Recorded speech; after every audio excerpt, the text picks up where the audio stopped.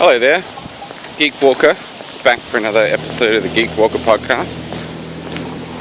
It's a little bit warmer today. We've had quite a few thunderstorms about here in Australia, which has been a bit of a pain. But we have a lot to get through, so let's get going. The first thing you'll notice is my beard is gone. Don't worry, I'm not abandoning bearding at all. The revolution is going strong. I'd actually been getting a lot of emails from people asking for a step-by-step guide on how to grow an epic beard. So I shaved off all my beard except for my moustache. There's already a bit of regrowth here.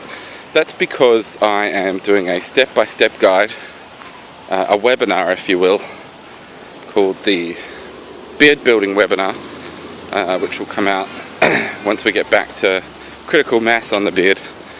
So that'll be good. Second thing is I kept the moustache because I'm all about spin-offs and sequels to things. So I thought for the people who can't grow a full beard, a moustache is probably an easier target to start with. So if you want to get on that, it's hashtag tashing, T-A-C-H-I-N-G. And I'm a big fan of the moustache. They were pretty big in the 70s and 80s, and I grew up around a lot of moustaches. So I'm happy to see that they're coming back a little bit. Quite a few hipsters around town have them.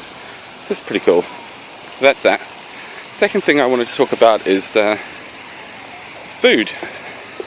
I've had a lot of conversations recently. I met a lot of Americans and Canadians in the last couple of years online. What really surprised me is that a lot of the traditions that are still held in New Zealand, in Australia, food-wise, just never stuck with America and Canada, especially America. There's a couple of reasons, I think. The first, that with the War of Independence and everything that went down, I think a lot of what was considered British was thrown away, and you Americans came up with your own traditions, which is fine. The other is, I think, a lot of British people tend to immigrate to or spend a fair bit of time travelling to New Zealand and Australia in their lives, usually in their younger lives. Some of them end up staying. And the same goes the other way. A lot of Australians and New Zealanders end up travelling to England, usually because they have one or more British parent, spend a year there, maybe a couple in the youth. So there has a lot of traditional bonds still between those two colonies and, say, perhaps America and Canada, which are a little bit older. One particular thing that came up, I think it was last week. I was talking to my friend David Wright, who's an American writer, and my friend Darren Wearmouth, who's a British writer, and we talked about baked beans and tomato sauce on toast being extremely popular breakfast in England, New Zealand and Australia. Baked beans and tomato sauce are a big staple, actually. And Dave had never heard of them done that way. There was some sort of weird brown sugar version of beans in the US. Not good, basically. But baked beans and tomato sauce is just such a hearty breakfast. You have baked beans on toast on its own, baked beans on toast with cheese. My personal favourite is baked beans on toast with a poached or a fried egg on top. It's just an epic breakfast. You can add extra things like mushrooms or bacon, chipolata sausages, things like that. It just really surprised me that it wasn't a thing in the US. The other thing that came up recently was during Easter.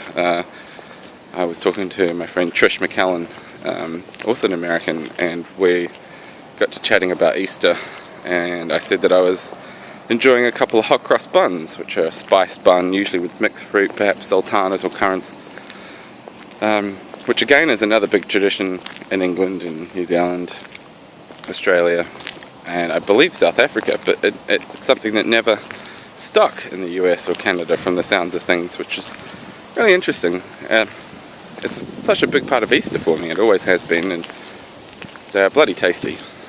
So just really made me think about kind of the differences in cultures, considering that we're all considered sort of a westernized civilization, all those countries, yet there's still some significant differences in what has filtered down from England over the years, especially considering that England and America are supposedly got this, special relationship, but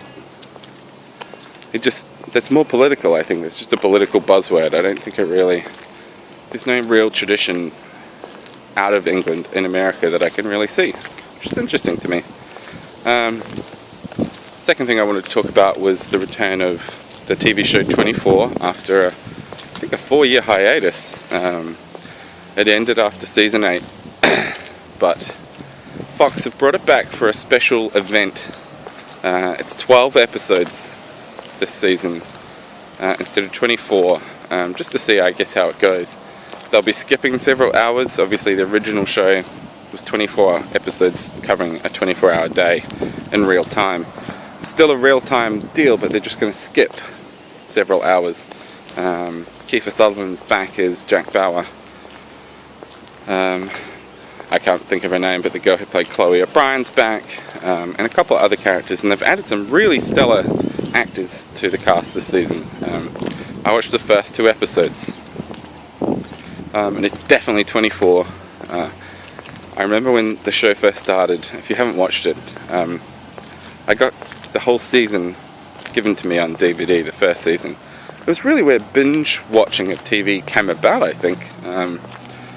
They were 4 episodes per disc, and I remember me and my ex-girlfriend's brother sat down. His girlfriend and my girlfriend were away for the weekend for a couple of days, and we ended up watching all 24 episodes back to back, pretty much only stopping to eat and sleep briefly.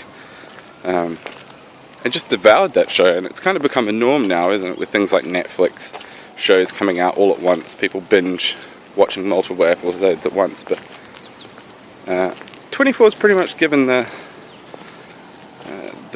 title of being the first show that really did that, which is cool. I really like 24. Jack Bauer was a great character, and I think cutting down to 12 episodes is actually going to do the show good, because there was a lot of filler over 24 episodes. I personally find that far too long for a series. 10, 13 episodes is usually strongest. So it'll be interesting to see how this one plays out, but it's definitely been good so far. The other show that I've been watching is Silicon Valley, which is an HBO comedy. Kind of a more tongue-in-cheek comedy than something like Big Bang Theory. Similar idea, following a bunch of geeks in Silicon Valley when they've come up with this new app idea that kind of takes off, and dealing with kind of the hilarity around bigger companies, the equivalents of Google. The company's called Huli, trying to steal their idea, buy their idea, etc. I'm finding it pretty funny so far, and you should definitely check it out if you haven't seen it. Some really funny moments in that.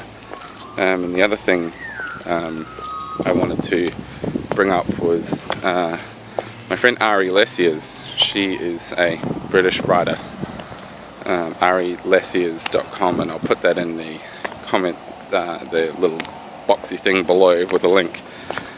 She brought to my attention on Twitter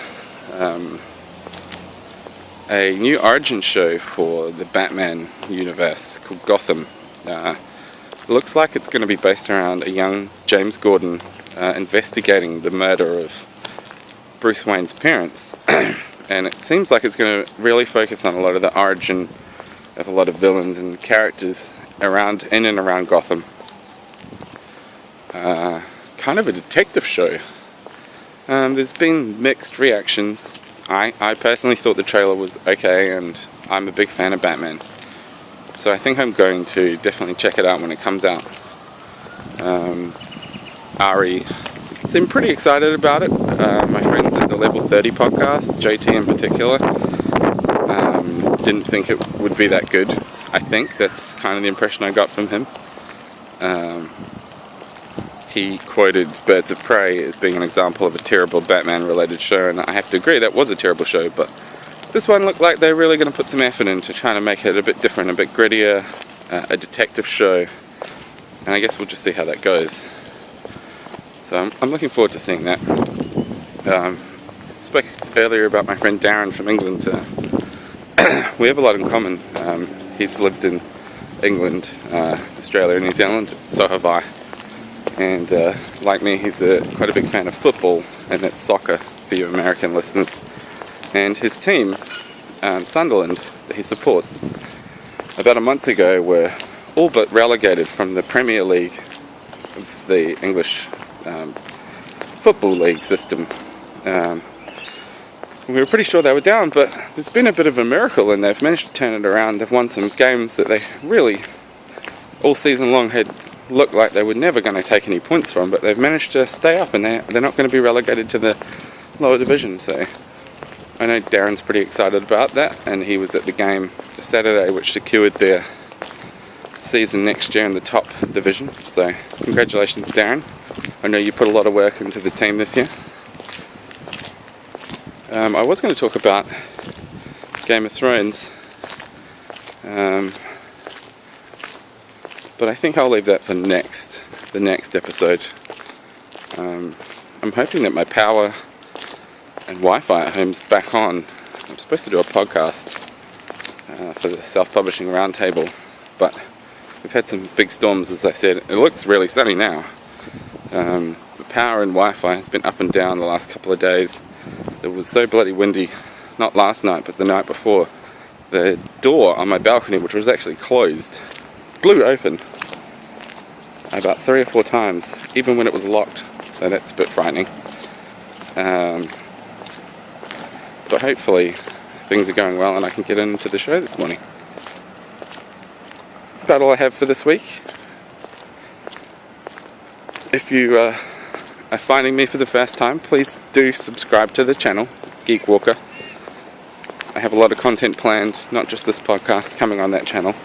If you like this video, give it a thumbs up. And make sure you share it with your friends. And don't forget, if you want to join the bearding or tashing revolutions, throw up your photos, hashtag bearding, hashtag tashing, and go and watch the launch video if you haven't seen it on carlsinclairauthor.com/bearding, and read all of my other blog content over there as well. Thanks very much for listening. Goodbye.